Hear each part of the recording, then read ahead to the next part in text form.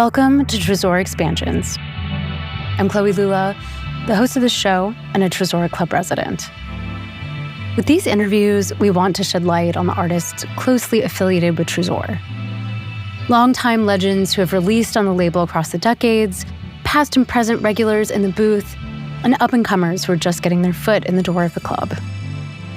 In each conversation, I have the subject reflect on their musical influences and the songs that shaped them, as well as their connection to the sound and ethos of the Berlin institution. This month's episode is with Colleen Martin, better known as Lady Starlight. Martin has such an interesting, radically different story than most other people in the techno scene, and you're probably going to hear some music in this episode that you won't hear in many others. Growing up in New York's anarchist punk scene, she started out as a go-go dancer, a metal DJ, and a makeup artist. Martin met Lady Gaga before she escalated to pop stardom, and the pair became fast friends. Martin joined Lady Gaga on multiple international tours as a DJ between sets. She simultaneously hit the road with celebrated heavy metal bands like Judas Priest and Iron Maiden, sensing at one point that she had won the world of rock and metal DJing. So it was then that she turned her attention towards techno. If you know her for her output on the dance floor, you might know that Martin also plays extensively with Surgeon. In our interview, she told me about how the duo crossed paths at a Lady Gaga show in Birmingham, and they very quickly found a strong personal affinity and started playing sets together, even before Martin had started actively making her own music. The through line of her life has been about defying people's expectations and pushing back against the status quo. And she's done that in about every facet of her life and her art, whether that be playing techno to a captive audience of pop music fans, playing all hardware sets with long, manicured fingernails to the ire of some male viewers, or getting her neck fully tattooed as she approaches the age of 50. Martin released a killer EP on Tresor this past May called Capricorn Rising, which she says is representative of the new direction she's taking her music in. It's more melodic and, crucially, more heavily geared towards playing live. I really enjoyed this episode. I admire Martin so much and the ethos she brings to everything she does on and off the stage. She's also very funny and inspiring, and I laughed a lot while recording this. And I think you will too. So thank you for listening. Here is Lady Starlight.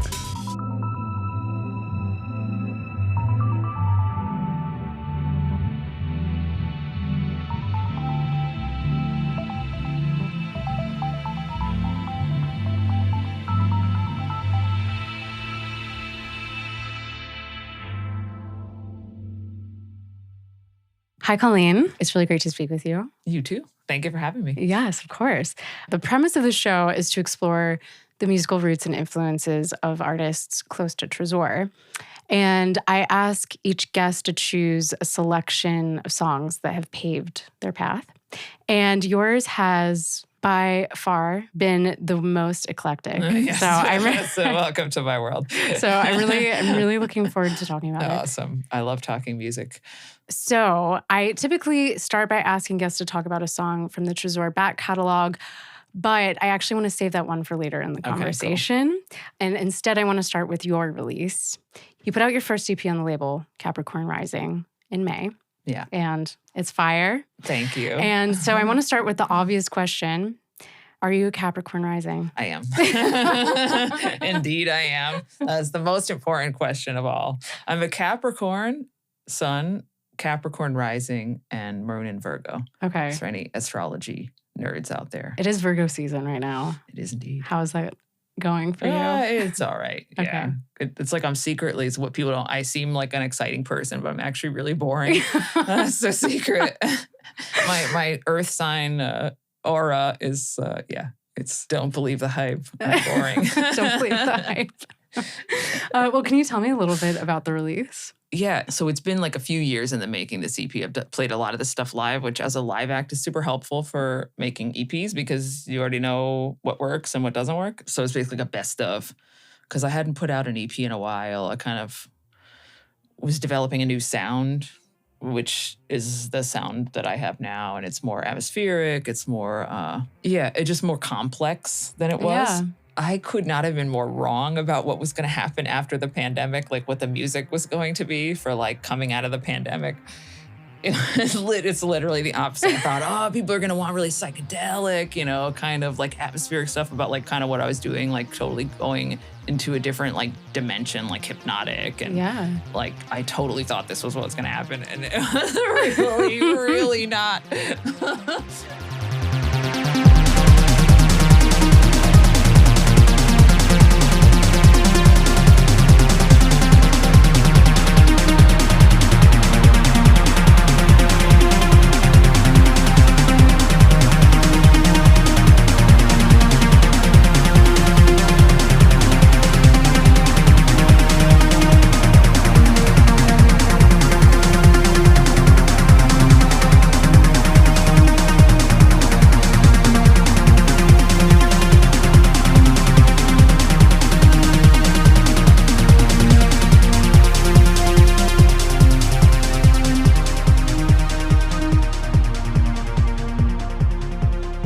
With this release, you said that you're trying to create a feeling rather than a sound. So what feeling is that? It's like the feeling of being like, like a really great DJ set is always like transports you to like another dimension. And so that's what I wanted to recreate. I hear that. Working with Rodhad was really inspiring for me. Oh, you worked with him on this release? Yeah, we did not on this release, but we did the Wiesenweg release together. So working with him in the studio was really great because we have very different ways of producing. So coming together was really great. And he's such a great producer, and it was really, really inspiring for me. So that had a big influence on my current sound. That's really cool. Working with other people is always the best inspiration. I feel the same way. Like when I get in the studio with somebody and just seeing how someone else does something, it gives me so many ideas. Yeah, exactly. Yeah. There's a quote in the press release that says, "I thought of myself as fearless since I have always rejected societal norms, and I'm very comfortable expressing ideas. However, I realized I actually had a lot of fear when expressing anything emotional. And the EP is the result of trying to shake off that fear." Can you explain that a little bit more? And if you want to share, I mean, why do you think you have trouble expressing emotions? Well, I don't have trouble expressing emotions in life, but in my art, I always made such an effort to be a contrarian. Like I come from like an anarcho-punk background. So like my initial reaction to everything is no. What do you got? No, no. Just no. Whatever you giving me, no. So that's always my instinct. But it's actually quite kind of one-dimensional to be against something or provoking or button pushing, a more of a shock value. Not that I was doing that in an obvious way, but in my mind, in subtle ways I was doing that and still will continue to do that. But it's like trusting myself and my musical ability, because the techno I was making before was a bit like, just didn't have a lot of complexity to it. And that was the point. But now as I am getting more mature as an artist, and as we'll get into, the music that inspires me is all extremely melodic. So it was kind of like not really gelling with what I was doing. I'm like, why? I'm listening to different things and not doing anything. And so I was like, okay, how can I get this together? So yeah, I guess it was, just not trusting, I guess afraid that my ear wasn't good enough and I wasn't going to be expressing melodic ideas easily, because it's actually really hard. It's like, oh, imagine that. It's actually hard. Oh, right. That's why people study music and practice every day. Okay, right. Oh, is that how that works? So it was more of a song, going in more of a song direction. And this is actually more of a direction I'm going to go into. One of the tracks uses samples of birds, which I know make an appearance in many of your tracks, and even your RA live session. I was watching, there's some nice bird samples, and I see you have some new bird tattoos, which is sick. Yeah.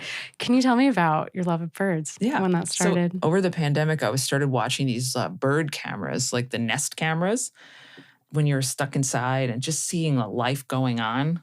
for the rest of the world, that it's not like human centric. Like there is a world and everything's fine for these birds. Everything's good for them. So it's just us that are probably going through it. So to know that the natural world was going on, it was very inspiring. And just to see these little birds. And then I found a vulture camera, a Cenarius vulture camera in Spain.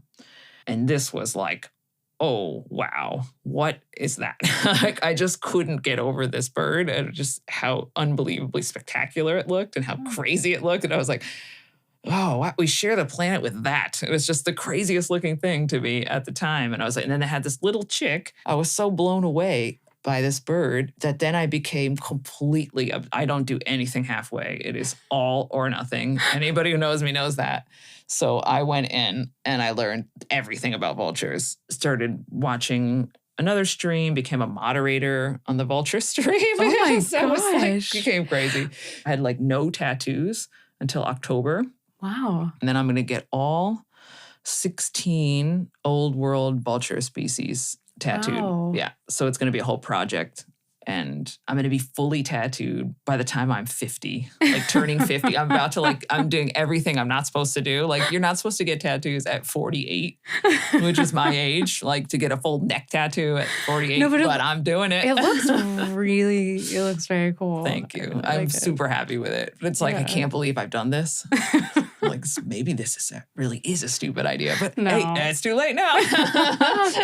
So on the topic of birds, let's take things back to your roots and we'll play one of the songs you sent over by Hawkwind. It's called Silver Machine, and it's a space rock song. Exactly. I think it's from 1971.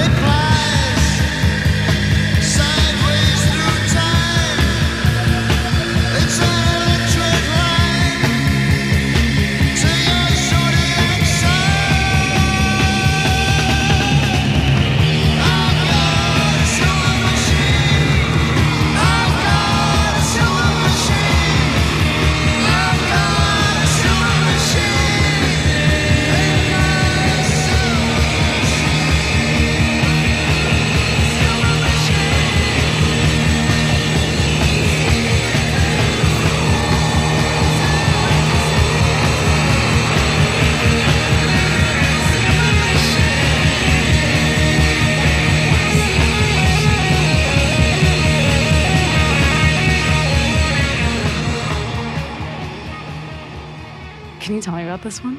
I don't understand how every techno fan doesn't like Hawkwind. It's just like super, like it's getting spacey. It's like the same thing as like the original techno rave scene was just doing totally psychedelic kind of, like acid house is kind of in the same way as that, where it's just like a really positive, really free sort of environment that their shows were just turned into like raves, basically.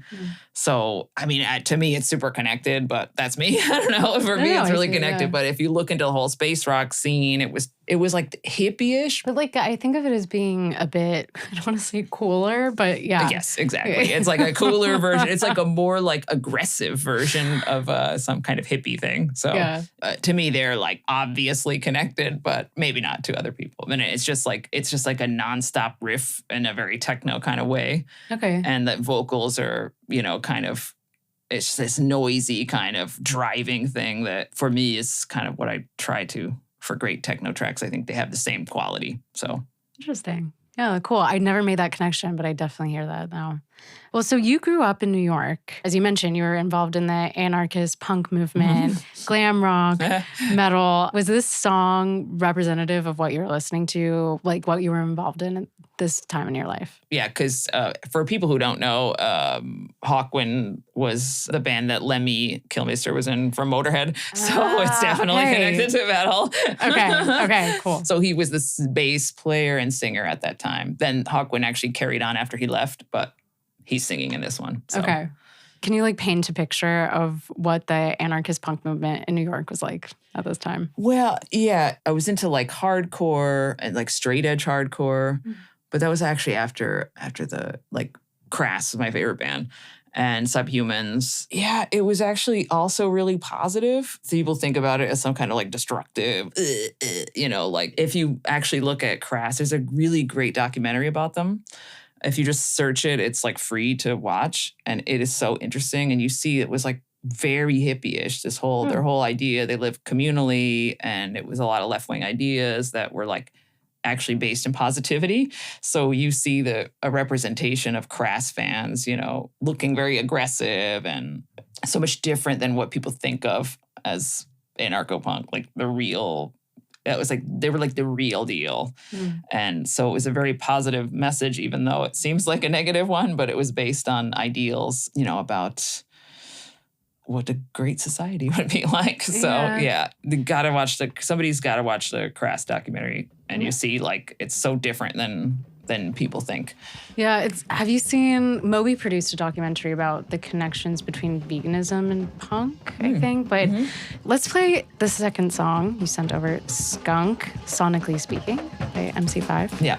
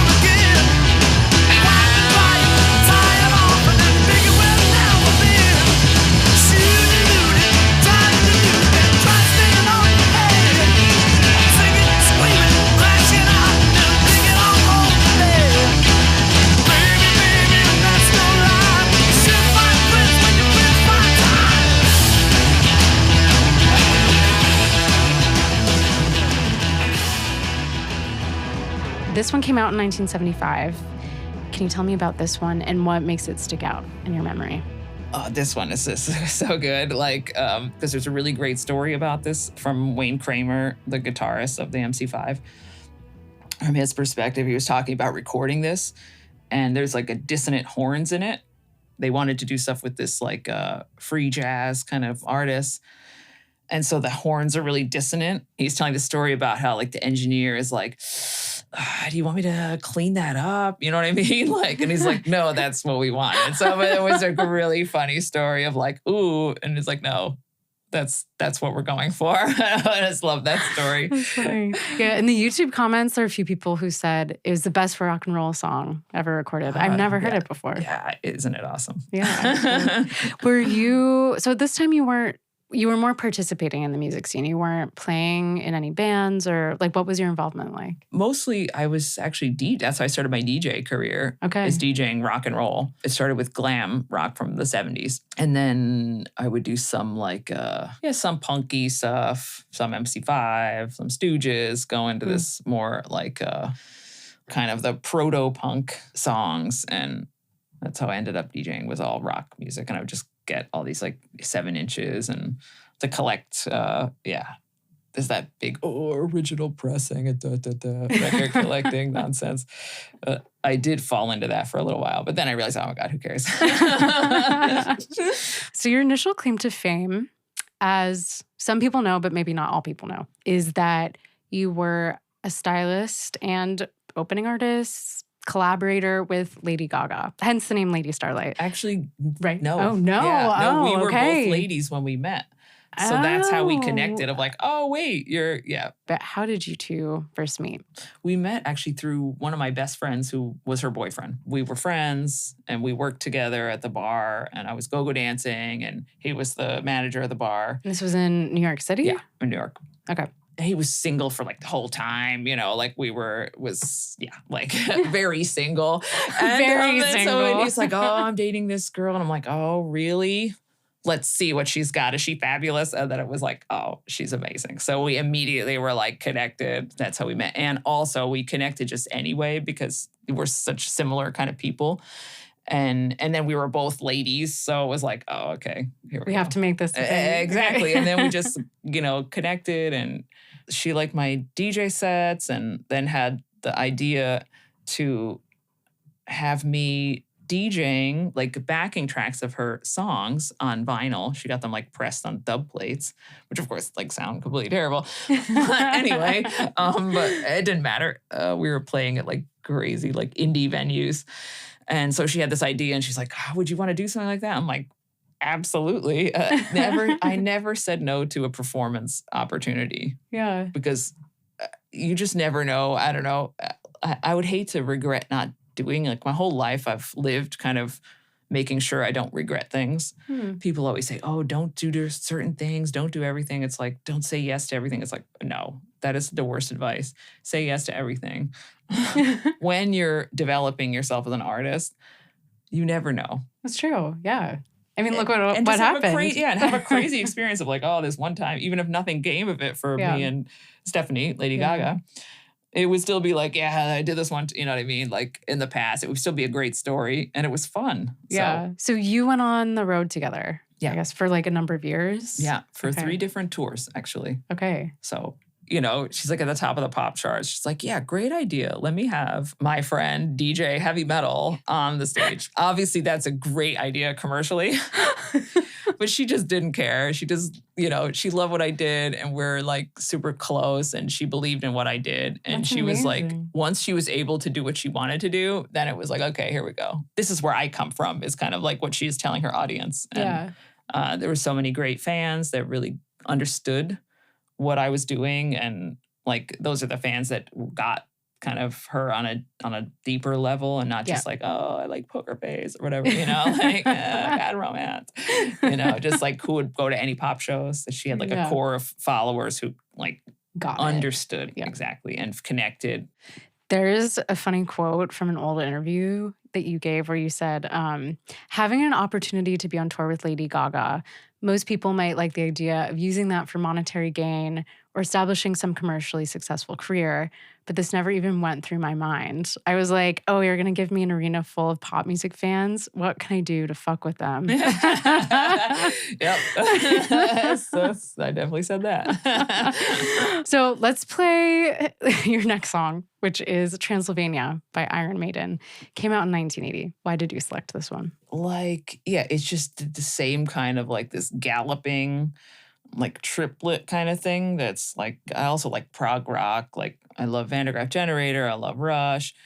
Steve Harris, the bass player, main like songwriter of Iron Maiden, was a huge prog fan. So it really crystallized to me what they had. It's on their first album. And a lot of people don't know about Iron Maiden is that they had a different singer in the beginning. So Bruce Dickinson with, the amazing voice and hair and everything. So he wasn't the first singer. And if it wasn't for the first singer, Paul Di'Anno, who had a much more punk vibe and vocal style, I think I wouldn't have gotten into Maiden as much as I did because I needed a point of connection from the punk side of myself to the metal side. Most people go from metal to punk, but for me, it was the opposite. So that was like a connector. And this was like, okay, they're on another level of something. It just made me realize that how sophisticated they were as musicians and had like, a bigger vision. Another cool thing about Maiden is that they had, at that time, since the singer had a more punky kind of vibe, basically, and this was Sex Pistols time, where that was blowing up and every label was trying to sign any band that's like punk because they had so much success. So basically a label said, we'll sign you if you go in a more punk direction, kind of punk style. And they were like, absolutely not. Mhm. So it was like a very, a lot of people would have been like, okay, whatever, let's do this. But they were like 100% not. So It seems very your vibe. Exactly. They are punk, even if not in style, but in attitude and completely uncompromising. And so this was the song that I was like, oh, okay, they're on another level. I'm in. 100%. I'm in.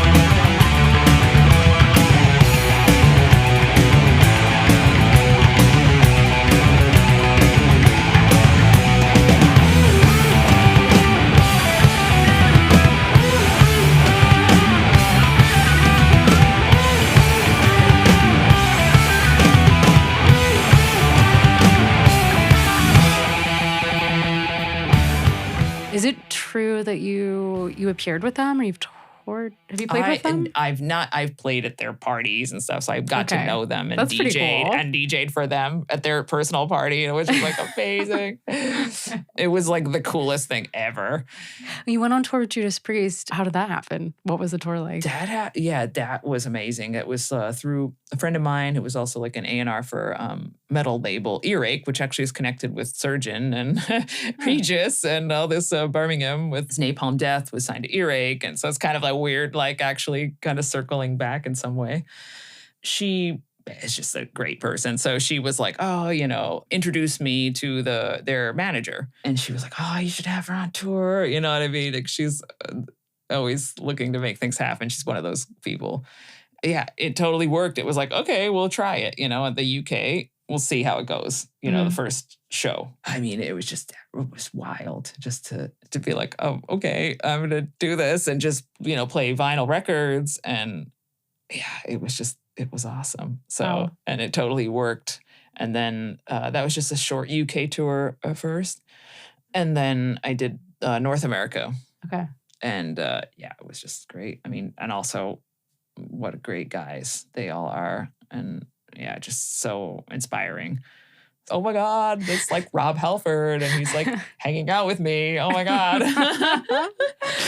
So you're involved in this punk metal world for a long time. When did techno happen? When did you discover it?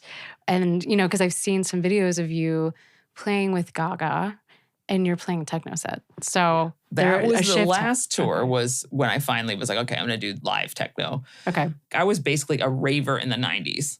So right after the hardcore punk, I say hardcore, and so people think that I'm talking about dance music. A friend of mine basically found house music and techno and was like, in this whole club scene, this whole New York City club scene, it was a little bit more about the club scene than the music at first.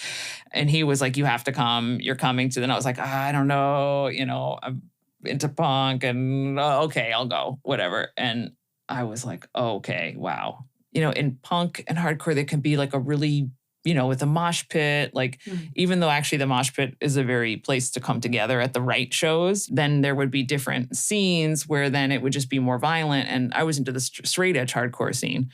No drugs, no alcohol, everything. And it was like a really positive thing about, inherently the message was positive. But then they're switched into this like hardline straight edge. And this was like a violent straight edge where you're like, okay, no, this is supposed to be positive, but it was like violent, like beating somebody up for drinking, and they were vegan, and like violence against some it was just very negative and very aggressive and very male. Yeah, I was just out. I was like, nah, this is not it for me. So that's when I found techno and house and raving and clubbing.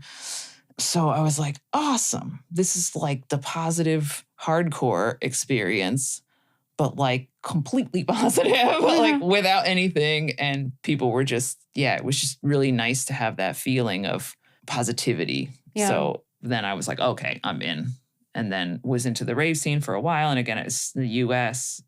So it's very different than what people in Europe have experienced with techno and the rise of techno, and it was like completely different. And so you would have to travel to these parties, and it was like a traveling circus in the most amazing way. But then I became then disillusioned with the rave scene, because it just turned into like just people with drug problems, and it was just sad. I was like, then people started like in the scene I was in doing like angel dust, and that was the last straw. I was like, what meth? PCP. PCP. Yeah. Okay. Awful. It smells terrible. And when you walk into a party and I'm like, uh-oh. And you just smell it and everybody's weird. And you're like, okay, this is not it. This was at the time when it was like electronica, it became popular. So then you had like Brodeo, like I saw people like jocks, bros from high school, like on ecstasy for the first time at like these parties. I'm like, oh, I'm so out. So then I was like, nah, I'm done. And then I went back into rock. You left the rave scene, but I guess you had then acquired a taste for techno. And is that when you were like, okay, I'm going to start DJing this? It was a very long break. Okay. So then it wasn't until after. It was funny because when I DJ'd at this Iron Maiden party, it was like their end of tour party, Steve Harris, the amazing set, you know what I mean? He's like, I love your music. And I was like, okay, I won. I 100% won this. I went on tour with Judas Priest. Steve Harris likes my DJ set. And they're like, one of their people they work with was like, you don't understand. The band never stays at this party. They come for like 1 second and then they leave. And they were like, you nailed it. Oh my God. So like, I was like, okay, you know what? I won DJing heavy metal. I won. I finished it and I'm done with it. And it really was like that. I was like, well, what do I do now? Everything I could have wanted to happen has already happened. So then I realized that what I was missing is making music. I was such a fan of music and, collecting, learning everything about it. And I'm like, I'd like to make music. One of the songs that we were going to talk about is Star Dancer, the Martian Mike Banks. And I heard that and like I transform completely many times over my life. Whenever I have a transformation, I get some sign, something comes to me. It's like, hear it, I see it, and I'm like, this is it. So this happened. I heard this back when there was like a streaming Last FM. Do you remember? I think it still maybe exists.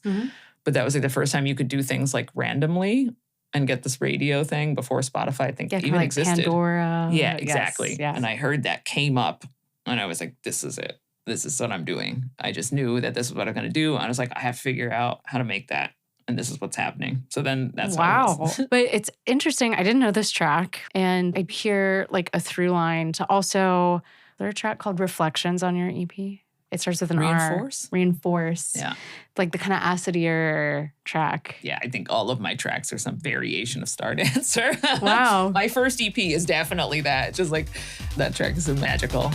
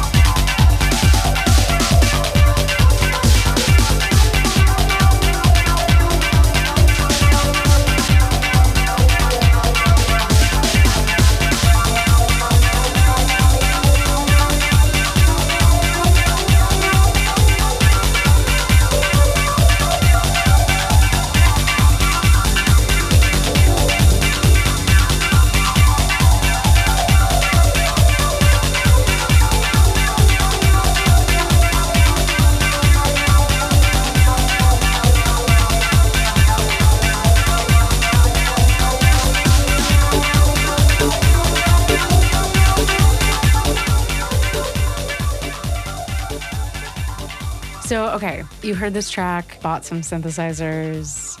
Yeah, I wasn't sure what I was going to do. I was like, I guess I DJ, right? But like, I tried to make stuff on the computer and I just couldn't connect with it at all. I'm like, I don't want to do this. You know, this sucks. It's boring. And I got a piece of gear from a friend of mine who unfortunately has passed now, who was a huge influence, Mike Gates. And he was like from my hometown. We reconnected and he gave me his MC505, the Roland Groove Box. Yeah, it was like, okay, it's go time now. This is it. This is what I needed. I needed a piece of equipment. It was just like, I needed those lights running. And then I understood how everything was done. It was so exciting. Wow. It was just like a fun game. That's how it felt, trying to figure out. I didn't really know if I was going to release anything or anything. I was just like, I got to figure out how this works. So I had just started making techno on this MC505. And, you know, with Stephanie was having another tour coming up. And I'm like, I'm going to have to figure this out really quick of how to make this music. Because I committed to going on tour and to arenas doing this. But you didn't consider even just like DJing other people's techno? You were like, I'm going to make it. No, I didn't. No, but that's pretty Yeah, I knew that this was the way. Unfortunately, I knew what people would think if I started DJing. The lane I was coming from, I knew that techno scene would be like, nope. I knew what I was facing. As a female associated with pop, that nobody was going to take me seriously if I didn't. So you were like, I have to make my own music to be taken seriously. 100%. Wow. Yeah. So I knew that going in, and I was right. Wow. Yeah. So when you first started doing the techno thing with Stephanie, how was it received? Because terribly. As usual, everything I do is always like, okay. I was reading this Reddit thread where there are some people who are like, whatever happened to Lady Starlight? I think like not realizing that you now do this totally different thing. And somebody was like, oh, I saw her on tour with Lady Gaga, but she just kept playing the same beat over and over again. Exactly. Honestly, though, like respect for just sticking to your guns, because I think I would feel so demoralized. And it was hard. Like, and I'd have these after parties that were the worst, where I've actually gotten asked multiple times to stop DJing. I was DJing at after parties. And literally like 3 times, they're like, yeah, okay, the resident's going to go on now. Thank you. I was like, oh my God. Oh my God. Well, so this is a good time to play the track you selected from the Tresor back catalog, which is Return by Surgeon. It came out in 97. And it's funny to listen to it in comparison to the rock songs you chose, because it's almost... Do you hear the same? It's almost like diametrically opposed. Okay. So. I hear it somehow. Okay. I hear the similarities, but that's...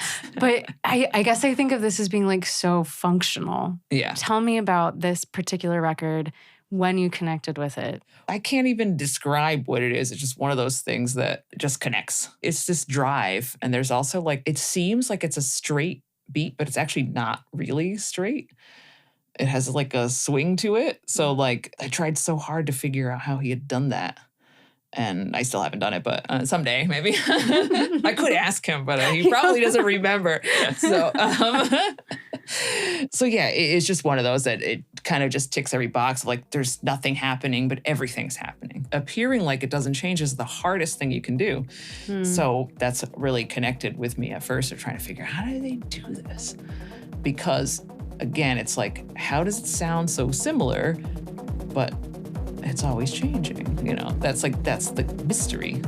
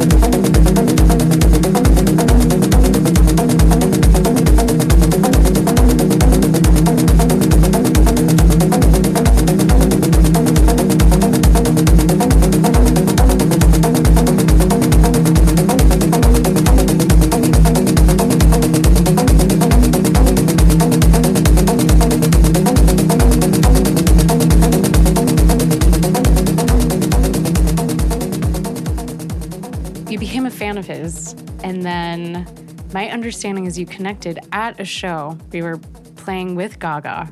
And Indeed.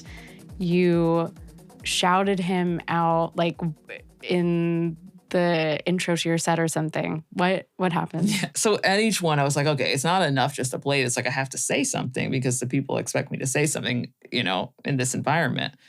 I was like, well, I have to explain what's going on here. So, I needed them to have something to go home and Google. Like if they were like, this is kind of cool, let me see. So I gave them names so that they might think about it or Google it. Just again, if it was like, I was like thinking of one person, then I've done my job. And I've met people that end up techno DJs and producers. So I did do my job. Wow. Come to find out, I did in fact do my job. And we were in Birmingham. So obviously I'm going to mention Surgeon and Regis. So he was there with his wife. I had made a joke. This was actually unusual that I made a joke. Like, if you're out there, call me. And then I some stupid collection of numbers. I was like, and I normally would never do that, but I just thought it was funny for some reason. And then so you said your phone number out loud and you were like, call me. No, the most absurd, obviously not a phone number, 99XV 14 and a half, some stupid thing that went on forever. I thought it was hilarious. Nobody else did, but he thought it was funny. So his wife is the most amazing DJ in her own right. She's just managed to get to the head of security, which now that I know her, I'm like, it's so on point for her. So managed to get to the head of security. And then he comes back and he's like, there's a woman here and she says you wanted to meet her husband, Anthony. I'm like, what? No, you're fucking with me. This has got to be, I was just like, this can't be happening right now. It's like, and then it really was happening. And then it was like, oh my God, I'm thinking, I was really embarrassed. My first thought was actually embarrassed. I'm like, oh my God, do you think I knew he was here and I'm stalking him or I'm going to be crazy? And he has quite an intimidating aura about him. And so I didn't know what he was going to be like. And he was just exactly as cool and awesome as I had hoped. So he didn't disappoint me in any way. All of his intentions were exactly what I had hoped they were. And that's very rare. And then we met each other and it was just we hugged each other, which for him, he was like, I don't do that. It was just we sort of were meant to meet, I believe. Wow. Yeah. That's such an amazing story. It was awesome. But it was funny because I was embarrassed that he was going to think I was a crazy stalker fan or something, but it all worked out.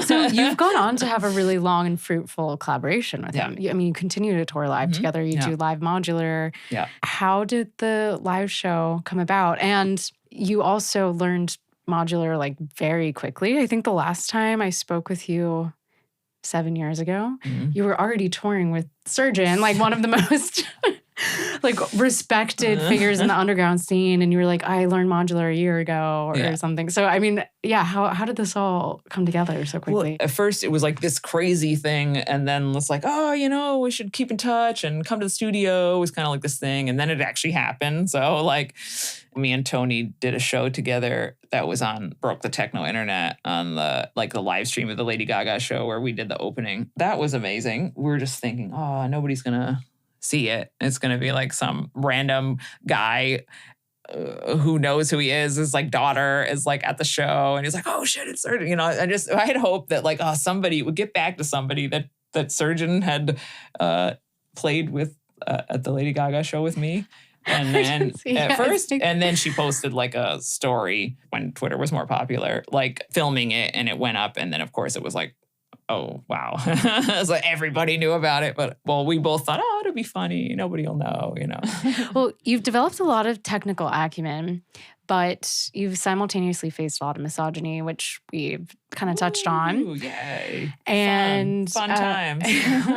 You are very femme in how you present. Before we started the interview, we were talking about this fact against the clock video that you did a few years ago. And I recall it being met with a lot of vitriol online. It was awesome. So is this still a frequent thing that you face as as a woman, but also as a woman who's more like technical, like doing something that maybe men feel are like, this is their realm. This is my mission in life, is to like ruin the boys club forever. Everything, punk, hardcore, in the pit, in the mosh pit, disrupting. It's not ruining. Disrupting. I disrupt everything. And this is my goal, is to disrupt. So, everything I've always is a very typically male, prog rock, forget about it. It's like, an audience and there's like one woman, you know? So it's like, I've always been in male dominated environments. So for me, it's just like kind of business as usual. Yeah. I tend to have male interests. I don't know what it is. Typically male interests has always been what I'm interested in. So I loved that fact. It was great. It was so funny. It totally made my career, actually. It really broke my career. I'm like, thank you, misogyny. Appreciate that. Well, it was positive in the sense that, like, the people came to my defense, which was also, it shows a lot of misogyny, but then it also shows a lot of people like, hey, you know what? That's not cool. Yeah. So there was actually positive things to it. I mean, you've said it's your mission to, like, disrupt or break the established order. So what do you feel is techno's established order at this moment? And what are ways you're trying to push back against it? Well, actually, it's interesting how much things have changed since, to working with Surgeon. It really was like 2015. I mean, the thing about this misogyny is that I used it to my advantage. I found it amusing that the idea would be so easy just to like have a modular synthesizer in front of me with like breasts and like, oh, whoa, oh, I didn't know it was not going to explode. You know what I mean? It's like, what? It just pointed out how stupid the misogyny is, because it was like, okay, wow, all I have to do, I don't even have to just stand here and people like impressed. I was like, cool, awesome, great. You think this is great just because I'm a woman? Oh, awesome, sounds good to me. But now it's like there's such a push, and it's a great thing, obviously, push towards equality for women. Yeah, it's totally changed now. I think that it's not any better. It's a Band-Aid over this huge problem where it's like, okay, so you have this quota of people, of artists, and I know for a fact I was getting not booked because I was a woman before. I mean, it was kind of that, but it was also based on talent or interest. You know what I mean? Yeah. But I know for a fact that I have been booked only because I'm a woman. We need a woman. I think that all women have been booked for that reason. Exactly. And we're like, is this better? I don't really know. Yeah. Because it also stops people talking about it. It's like not better.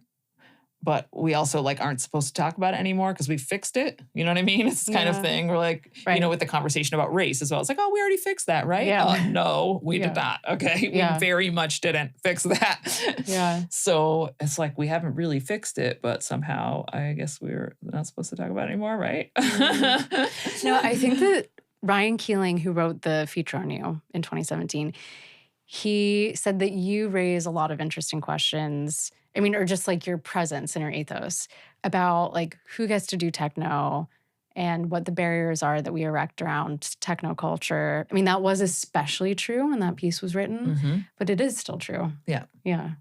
It's important to focus on the artists, but it's more important to focus on the infrastructure of the promoters, the bookers, the tech staff. These are all still men, and you can see it in the bookings that maybe there's people that aren't such great DJs, but are very attractive and happen to be getting booked a lot. So there's a lot of objectifying of women. So there's more opportunities for women, but I feel like we are more objectified than ever. Wow, yeah. It's like, what kind of progress is this? Absolutely.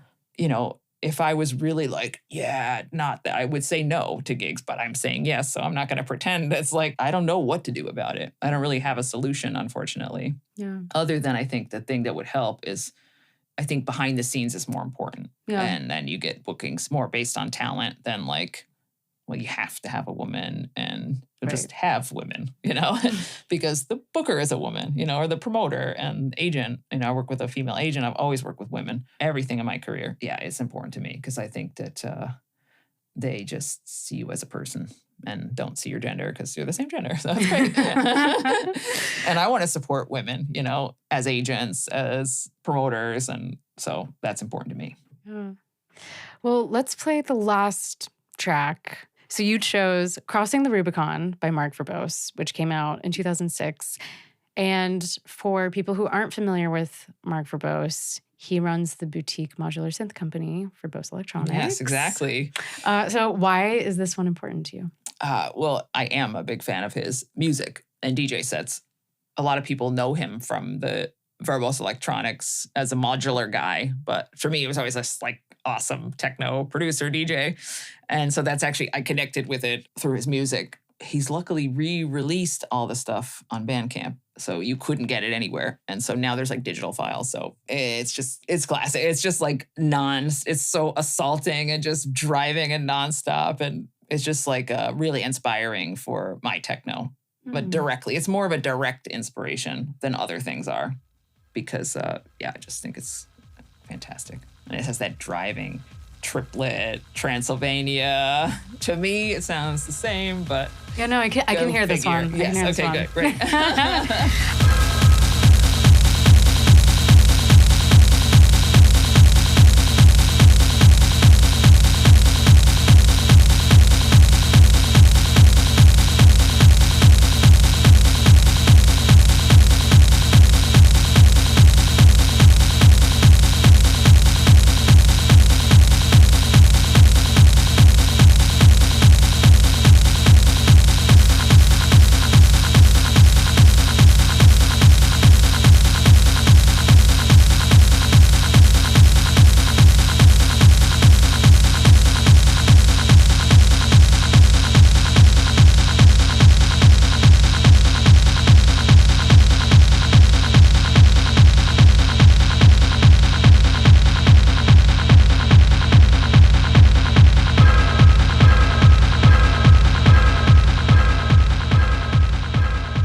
You have so many eclectic influences. In what other ways do you see a bridge between like your roots and what you're doing now? Because I think to an outsider, it could seem like they're so different. Yeah, to me, I'm an outsider in my own brain. To me, it seems weird. Yeah, I don't know. I haven't gotten it yet. It's just, I don't think every artist is always feeling like you haven't gotten there yet. If you've gotten there, then you're done. You know what I mean? Like, so you haven't won techno yet? I have not won techno yet. No, I don't think it's happening anytime soon, but I'm going to keep trying to win it. So yeah, I'm trying to do something that I haven't done yet. My ear is what it is. And so I just like make things. I'm like, yeah, that's cool. I don't have a plan always. I just kind of go into the studio and kind of program things and see how they sound. Now I'm working with more like melodic elements. So actually I'm making a lot of pads and synth lines, but often most of my riffy stuff comes from just playing around. That's why I like gear, because you can have happy accidents. So my very favorite band is Vandergraaf Generator, which I didn't actually put a Vandergraaf Generator song there. I think it's less understandable because actually they're the opposite of techno. What I like about them is this odd time signature things they have. It's like absolutely amazing. So it's the thing I like the most about their music. So the idea of doing a musical genre that's like 4/4, like as a genre defining thing, that it's like, what am I doing? So I want to figure out how to get that into techno. Interesting. I know I can do it. And it's easy for people to say, oh, why don't you use some rock sounds? Like, nah. I have to figure out what is it I like about this music and how does it translate into my sound? And this takes forever.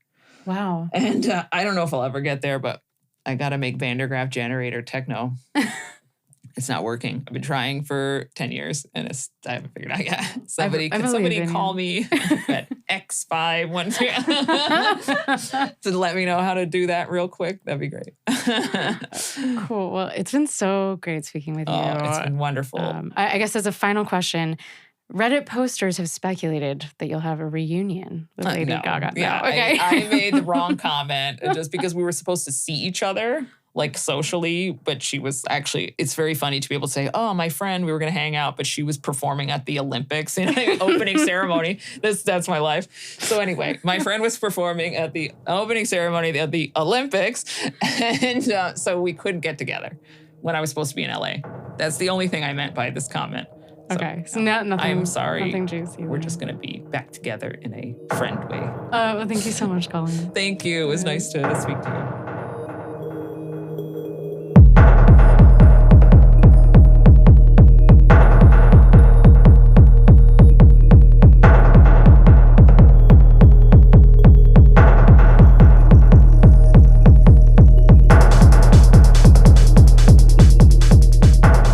Thanks for listening to another installment of Tresor Expansions. In this episode, you heard tracks from her latest EP, Capricorn Rising on Tresor, Star Dancer by The Martian, Transylvania by Iron Maiden, Skunk, Sonically Speaking by MC5, Return by Surgeon, Silver Machine by Hawkwind, and Crossing the Rubicon by Mark Verbose. If you liked what you heard, please check out the previous interviews in this series with Silent Servant, Helena Hoff, and Rode Mandel.